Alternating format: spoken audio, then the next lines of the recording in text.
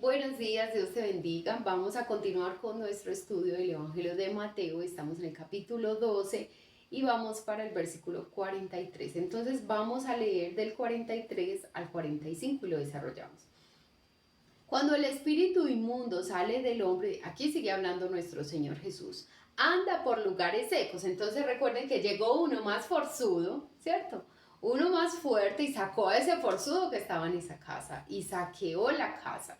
Entonces dice aquí que cuando ya él saquea esa casa y saca esos espíritus inmundos de esa casa, entonces esos espíritus salen de ese hombre y andan por lugares secos buscando reposo, pero no lo hallan. ¿Se acuerdan de la historia del hombre de Gadara?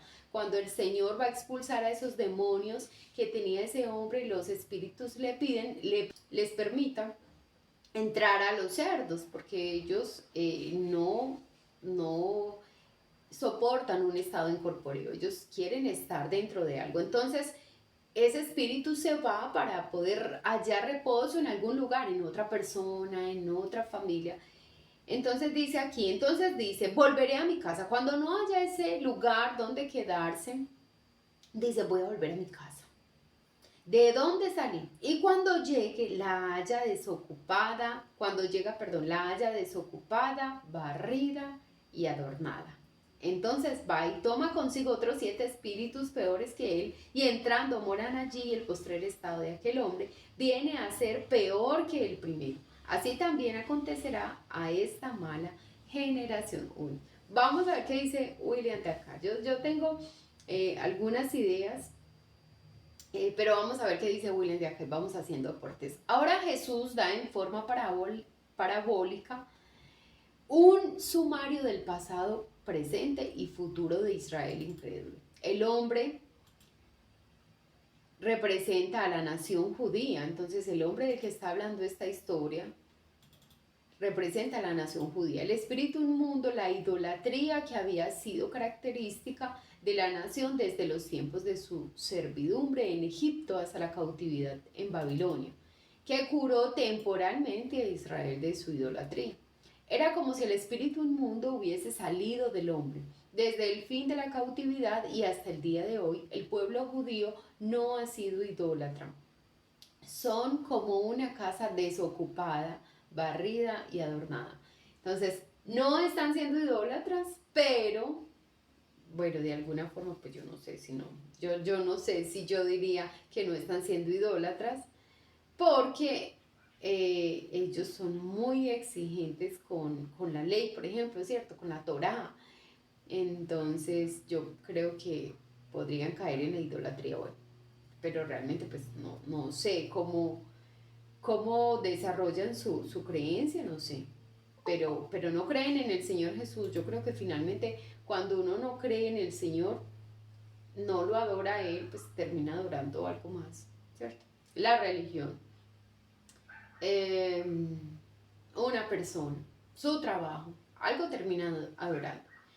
Y la única forma en este tiempo de llegar al Padre es a través del Hijo. Entonces, pues tiene mucho sentido. Si yo no acepto al Hijo, no llego al Padre, no soy aceptado por el Padre. Y si no adoro al Hijo y al Padre, pues termino adorando otra cosa, ¿cierto? Pero dice aquí el escritor, Israel, digamos que no está en la idolatría de imágenes, de otros dioses, de otras naciones, listo, no está cayendo en eso, pero la casa tampoco está ocupada, el Señor tampoco está. El Señor no está ahí con ellos porque no le han recibido como Señor y Salvador. De hecho, muchos judíos, la mayoría de los judíos no creen que Jesús sea ese Mesías que vino. Todavía lo ven como un hombre, un profeta, puede ser muy bueno, un profeta que hubo en Israel, muy bueno, pero no lo ven como el Hijo de Dios, como el Mesías. Entonces la casa estaría adornada, bonita, el vino hizo milagros, adornada, barrida, pero vacía. Hace unos 1900 años El Salvador trató de ser admitido en aquella casa desocupada, en Israel. El Señor trató de ser admitido. Él era el ocupante de derecho, el amo de la casa, pero el pueblo rehusó firmemente dejarle pasar. Aunque ya no adoraban ídolos, tampoco estaban dispuestos a adorar al verdadero Dios. La casa desocupada habla de un vacío espiritual, una peligrosa condición como lo muestra la secuela. Una reforma moral no es suficiente. Escucha esto. Una reforma moral no es suficiente. Dejar de hacer algo malo que estás haciendo no es suficiente. Porque hay mucha gente que hace muchas cosas buenas. Mira, yo en este mundo de coach conozco personas que uno dice, este parece mejor que un cristiano. Tiene mejores obras que un cristiano. La forma en la que se conducen, la integridad con la que hacen negocios, la forma en la que tratan a otros, que ayudan a otros, es impresionante. Pero nada de eso les va a salvar. Nada de eso. Nada de la buena conducta que tengan, nada de lo piadosos que sean, nada de lo generosos que sean, nada de lo honesto que sean. Porque la salvación no es por obras. Entonces ninguna persona, por buena que sea, se va a salvar. Tiene que aceptar a Cristo como su Señor y Salvador, arrepentirse de sus pecados para que pueda ser salvo.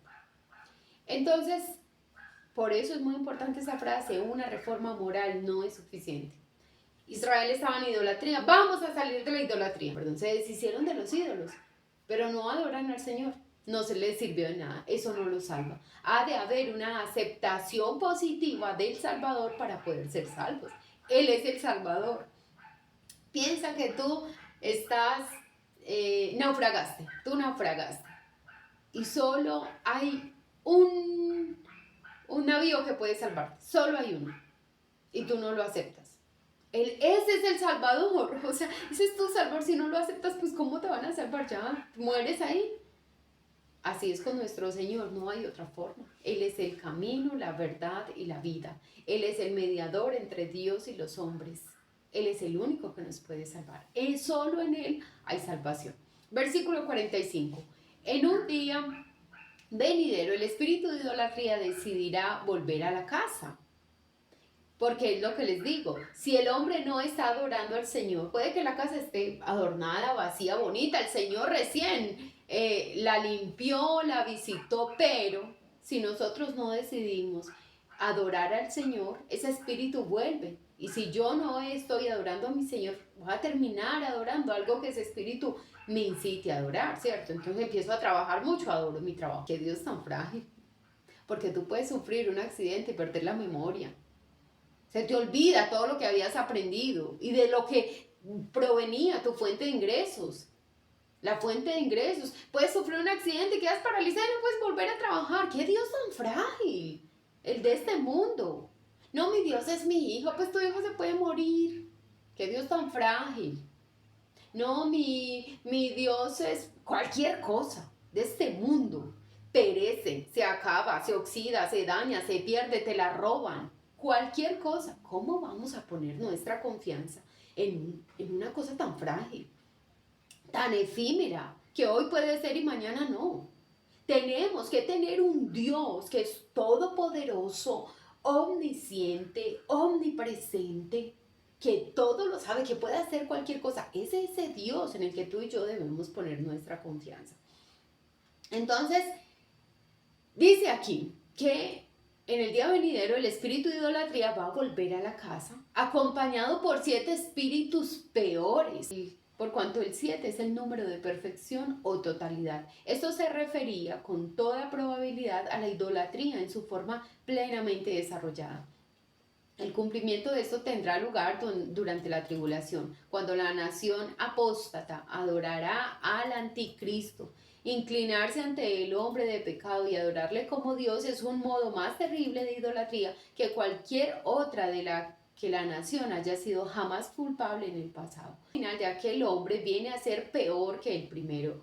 El Israel incrédulo sufrirá los terribles juicios de la gran tribulación y su sufrimiento excederá con mucho al de la cautividad en Babilonia. La parte idólatra de la nación será totalmente destruida en la segunda venida de Cristo. Así acontecerá también a esta generación malvada, la misma raza apóstata rechazadora de Cristo que menospreció al Hijo de Dios en su primera venida, sufrirá un severo juicio en su segunda venida. Entonces, pues eso sí es muy obvio, ¿cierto? Todo aquel que no reciba al Señor simplemente va a recibir un juicio muy, muy severo cuando vuelva nuestro Señor. Vamos a leer del versículo 46 al 50. Mientras él aún hablaba a la gente, he aquí su madre y sus hermanos, quiero que presten mucha atención a este versículo, estaban afuera. La madre de Jesús, la madre terrenal de Jesús, María, y sus hermanos estaban afuera y le querían hablar. Me imagino había mucha gente y pues querían hablar con él. Y le dijo uno, he aquí, uno de los discípulos, uno que estaba ahí, me imagino yo que era un discípulo, le dice a Jesús, he aquí tu madre y tus hermanos están afuera y te quieren hablar. Respondiendo él, al que le decía esto, le dijo, ¿quién es mi madre y quiénes son mis hermanos? Y extendió su mano hacia sus discípulos y dijo, he aquí mi madre y mis hermanos.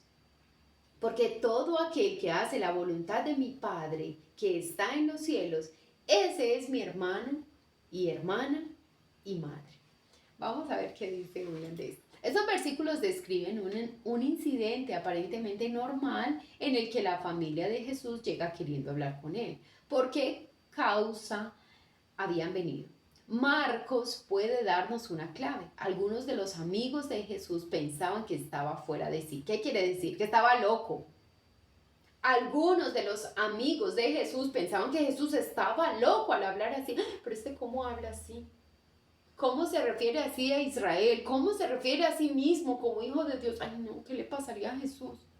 Lo vieron quizás toda la vida, crecieron con él, anduvieron con él, y yo me imagino que la conducta de nuestro Señor Jesús siempre durante toda su vida fue impecable, fue intachable, irreprensible, pero pues lo veían como un hombre normal, no discernían que era el Hijo de Dios. Entonces empieza el Señor su ministerio público y a hacer milagros y hablar de otra forma, hablar como yo soy el Hijo de Dios, hablar muchas cosas. Dice, ay, no, qué pesar, se enloqueció Jesús. Imagino yo que eso era lo que pensaban los amigos. Esto no lo dice Mateo, pero Marcos sí lo relata en el capítulo 3, 21 y 31 al 35. ¿Qué tal si lo leemos? Vamos a leer el Evangelio de Marcos. Qué bueno que el Señor dio a estos hombres esa inspiración para que nos complementen, ¿cierto? Leamos el capítulo 3, en el versículo 21 dice, cuando lo oyeron los suyos, vinieron para prenderle, porque decían, está fuera de sí. O sea, lo iban era, ay no, Jesús, venga, nos lo llevamos de acá porque a usted lo van a matar, usted con las locuras que está diciendo. Eso estaban pensando los amigos del Señor. Mire que dice, cuando lo oyeron los suyos, quizás familia, quizás amigos, como si tú y yo, no sé, vemos a uno de los nuestros en la calle diciendo cosas como sin mucho sentido. Tú y yo, ¿qué hacemos? Ay, no, venga, yo me lo llevo para la casa. ¿Y qué está diciendo? ¿Qué está haciendo en la calle? ¿Cierto? Y vamos a leer del 31 al 35. Vienen después sus hermanos y su madre, quedándose afuera, enviaron a llamarle. Y la gente que estaba sentada alrededor de él le dijo, tu madre y tus hermanos están fuera y te buscan. Él respondió diciendo, ¿quién es mi madre y mis hermanos? Mirando a los que estaban, bueno, es exactamente lo mismo de Mateo.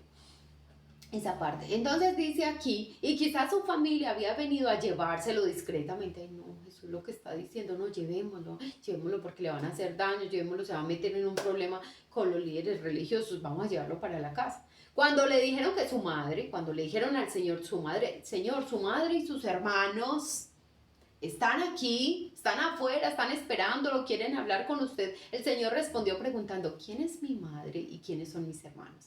Luego, señalando hacia los discípulos, dijo, todo el que hace la voluntad de mi Padre, que está en los cielos, ese es mi hermano, mi hermana y mi madre. Este sorprendente anuncio lleva implícita una enorme carga de significación espiritual. Marca un claro punto de inflexión en los tratos de Jesús con Israel. María y sus hijos representaban a la nación de Israel. En ese momento el Señor se refiere a María y a sus hermanos como la nación de Israel. Cuando dice, ¿quiénes son mi madre y mis hermanos? Se refiere como a la nación de Israel, los parientes de sangre de Jesús. Hasta entonces él había limitado su ministerio mayormente a las ovejas perdidas de la casa de Israel. pero se estaba haciendo evidente que su propio pueblo no quería recibirlo. Su madre y sus hermanos, que tipifica a la nación de Israel, no querían recibirlo, lo tenían por loco, lo tenían porque estaba fuera de sí. ¿Sí ven?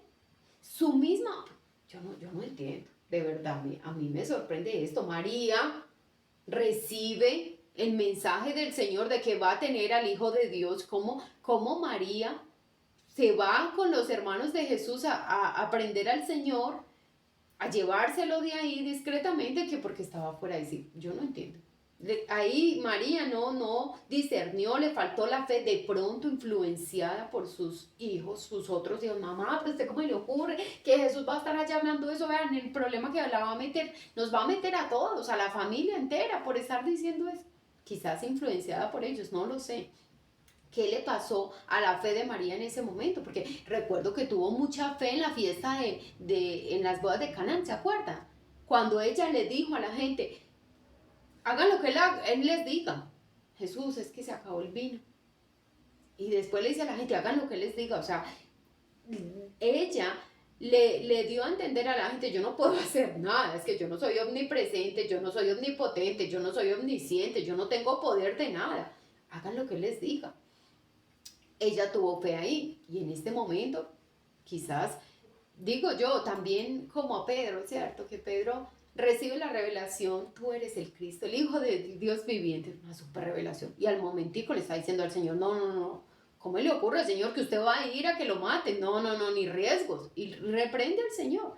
En ese momento le faltó la fe, a todos nos puede faltar la fe. Entonces, pero ellos, esa familia en la carne de Jesús, tipifica al pueblo de Israel, que estaban rechazando al Señor, lo tenían por loco, lo tenían por blasfemo, lo tenían por hereje, lo tenían por príncipe de los demonios. En lugar de inclinarse ante su Mesías, los fariseos le habían acusado de estar dominado por Satanás. De modo que Jesús anuncia ahora un nuevo orden de las cosas.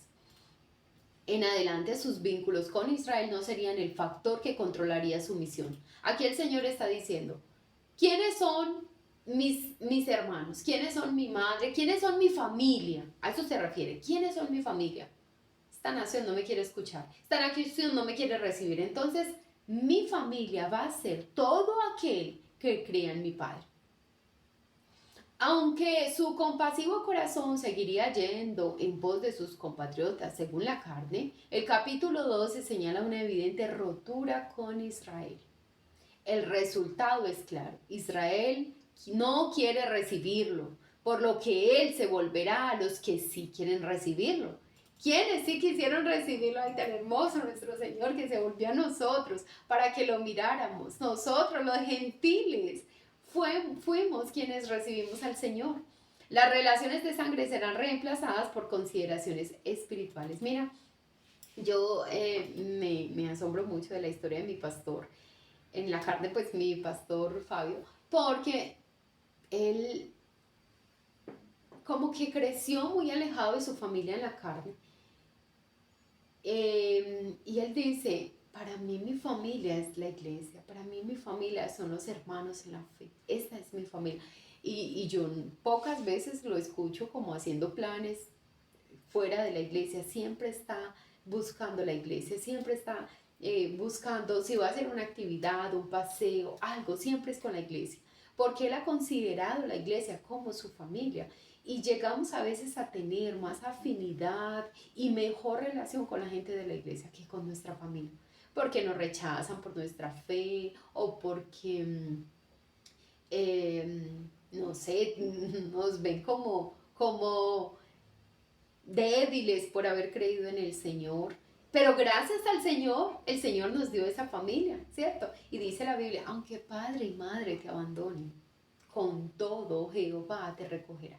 Entonces, gloria al Señor porque tenemos un Padre maravilloso, perfecto, que es nuestro Dios, pero también nos ha rodeado de una red de apoyo. Tenemos una red de apoyo que es esta familia en la fe. La obediencia hacia Dios llevará a hombres y mujeres, tanto judíos como gentiles, a una relación vital con Él. Ya no pesa la sangre, ya no pesa la relación en la carne, ya pesa es nuestra fe, es nuestra comunión en fe. Antes de dejar este incidente, deberíamos citar 2 puntos acerca de la Madre de Jesús. Primero, es evidente que María no ocupaba ningún puesto de privilegio especial por lo que respecta al acceso a su presencia. Esto es muy tremendo.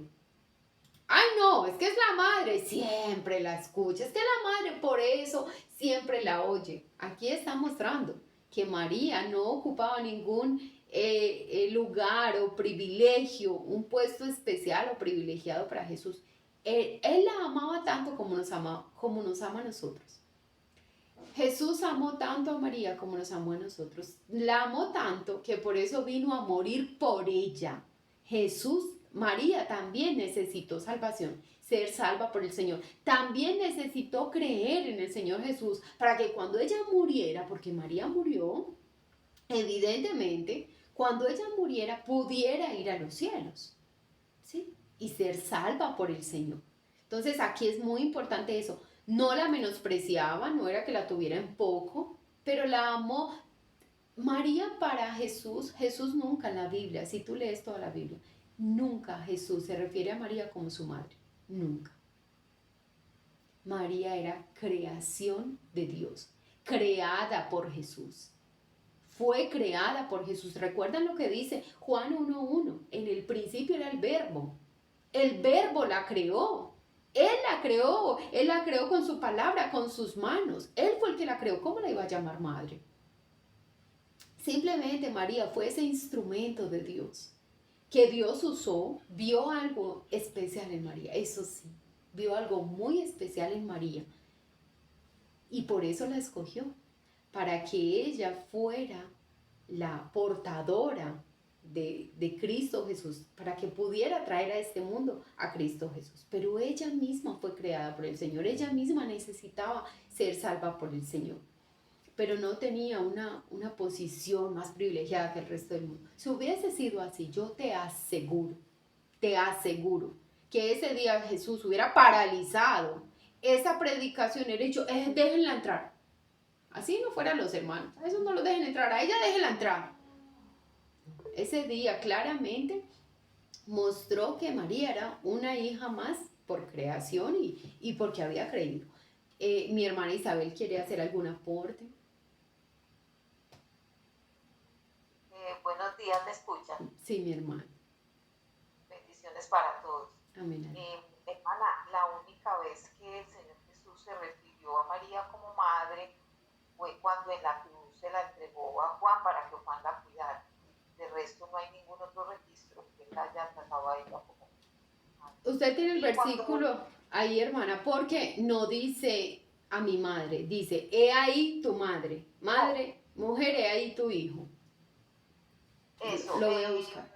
Cuando le dijo a él que la tuviera como que la recibiera como su madre y la cuidara, no se refiere a él, sino cuando se la encargó a Juan, a no ser que esté equivocada. Espérame, cuando verás. le dijo a su madre y a ella le dijo, he ahí a tu hijo.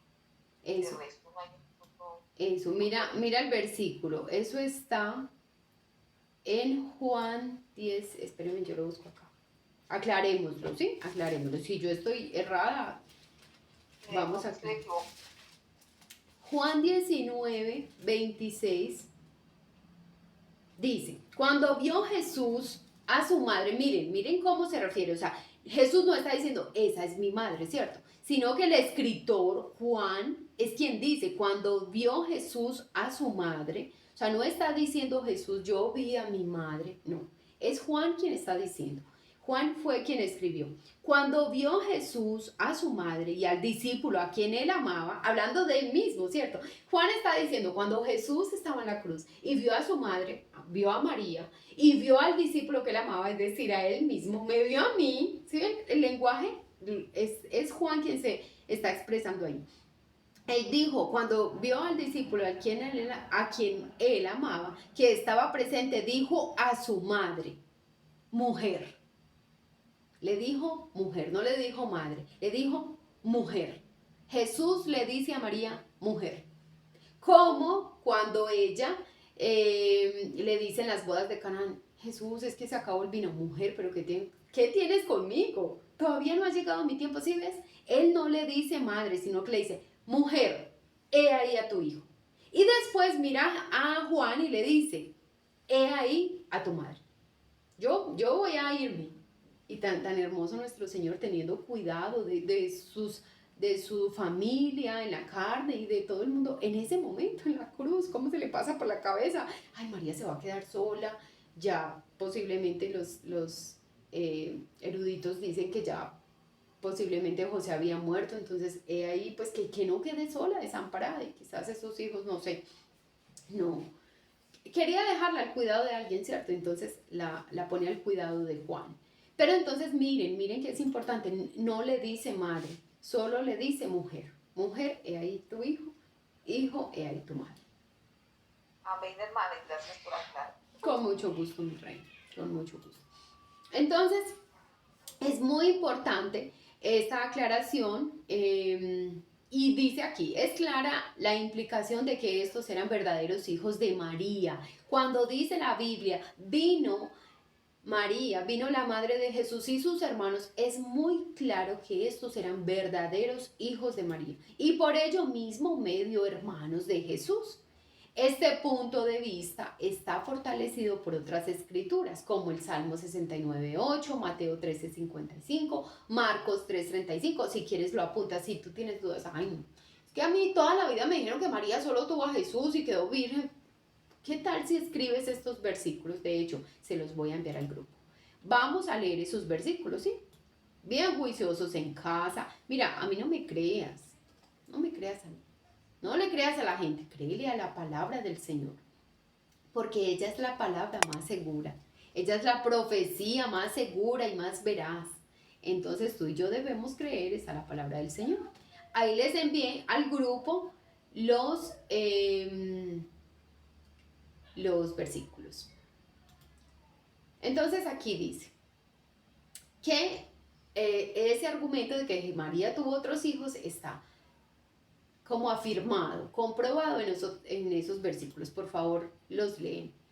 Dice aquí, parábolas del reino. Entonces hay una introducción antes del capítulo 13. Vamos a leer esa introducción. Parábolas del reino. Hemos llegado a un punto de crisis en el Evangelio de Mateo. El Señor indica aquí que las relaciones terrenales serán reemplazadas por vínculos espirituales, que ya no se trata más de una cuestión de nacimiento judaico, sino de obediencia a Dios el Padre. ¿Recuerdan que los líderes religiosos se jactaban de ser hijos de Abraham?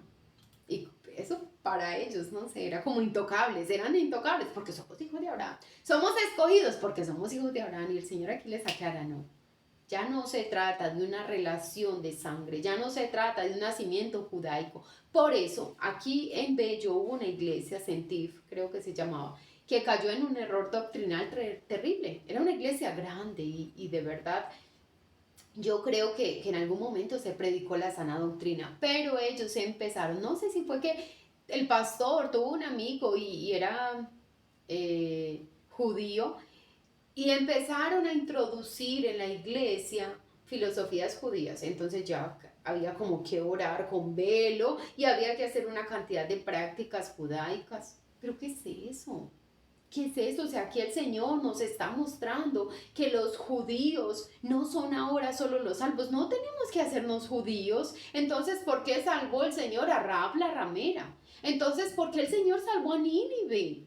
Entonces, ¿por qué el Señor tuvo misericordia de otros que no eran judíos?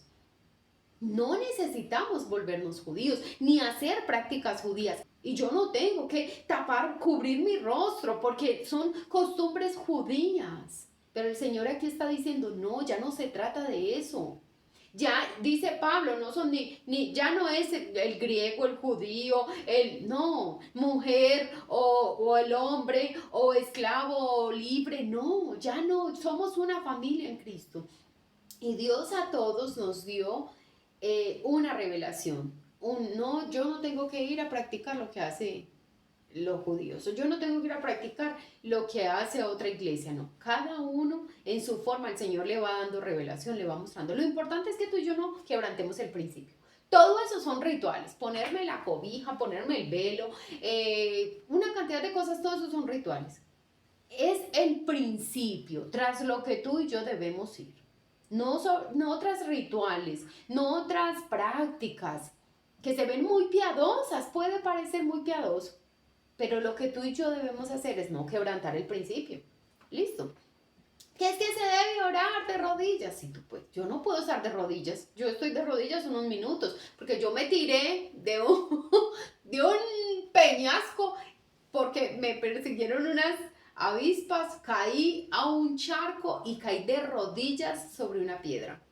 Gracias a mi Señor, y eso es un milagro de mi Señor, que no se me destrozaron las rodillas. Pues yo no sabía que estaba la piedra, obviamente. Me tiré y vi el charco y caí fue sobre una piedra.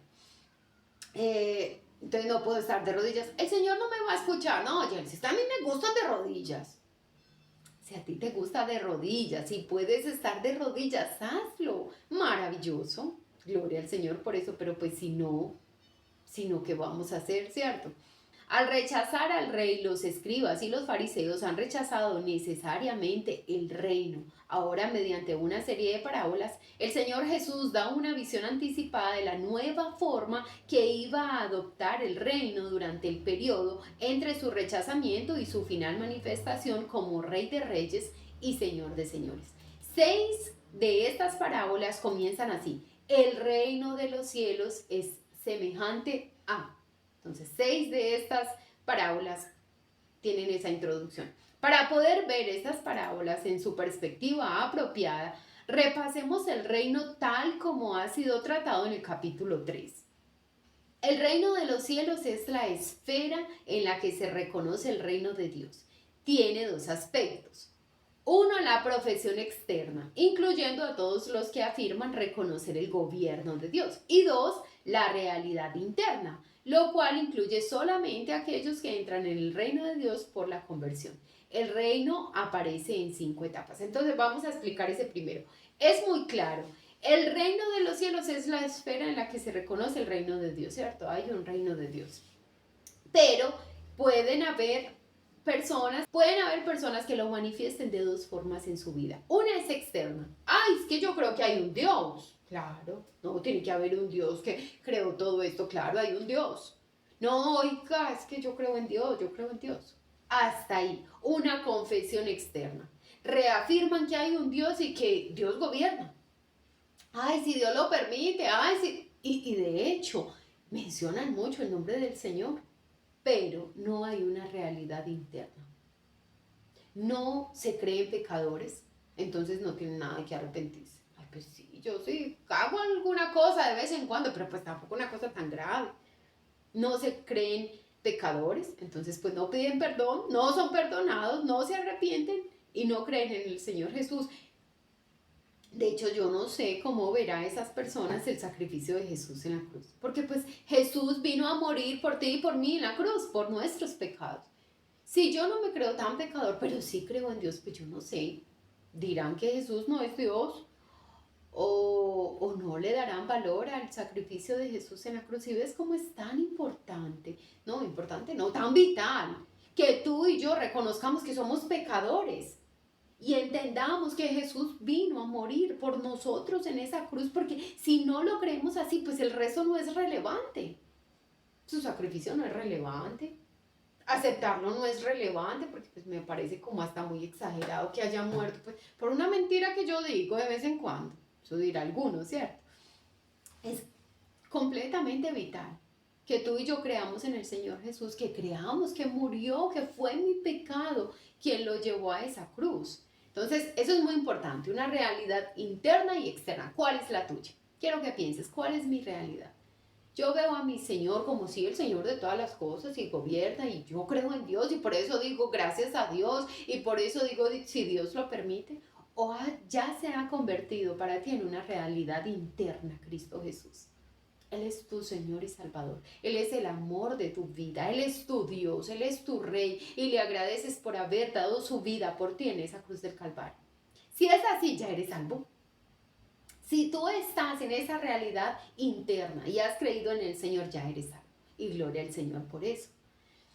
Dice, el reino aparece en 5 etapas. Entonces vamos a ver esas 5 etapas. Una, la etapa del Antiguo Testamento. La primera etapa del reino de Dios aparece en el Antiguo Testamento cuando los profetas y hombres de Dios hablaban del Señor, de que iba a venir, se anunciaba la venida de nuestro Señor.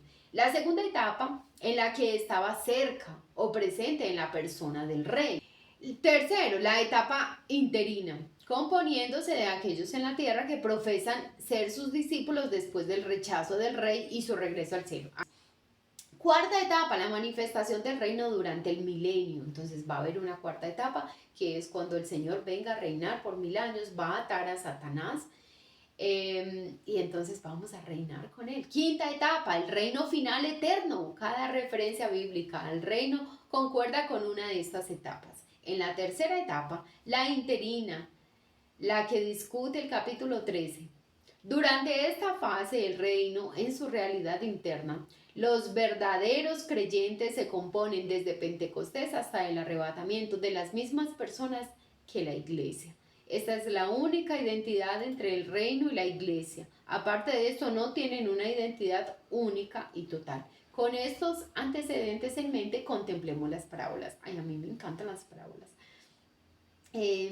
Yo me sorprendo siendo el Señor el creador del lenguaje. Él conociendo todas las palabras, pues uno a veces como que habla y dice, ay, no, tengo que buscar sinónimos porque siempre repito lo mismo. Él no se estaba interesado en buscar sinónimos y era el creador, él se sabía todas las palabras, todas las palabras se las sabía, pero hablaba de la forma más sencilla para que la gente le entendiera.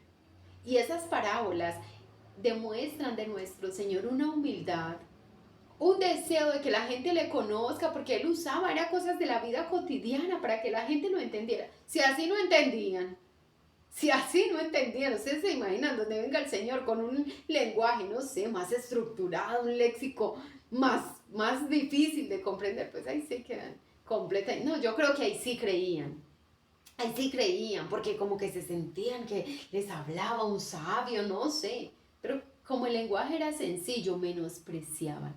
Y mira, eso pasa en este tiempo. Si viene alguien con una super exigencia, y es que esto es lo que tienes que hacer, un montón de rituales, un montón de cosas como que nos gusta, porque eso le da como ese ego a nuestra carne. Pero si viene alguien con un mensaje sencillo, humilde, lo menospreciamos. Se menosprecia el evangelio. Ay, es que solo creer, y ya, solo creo y ya, pues sí.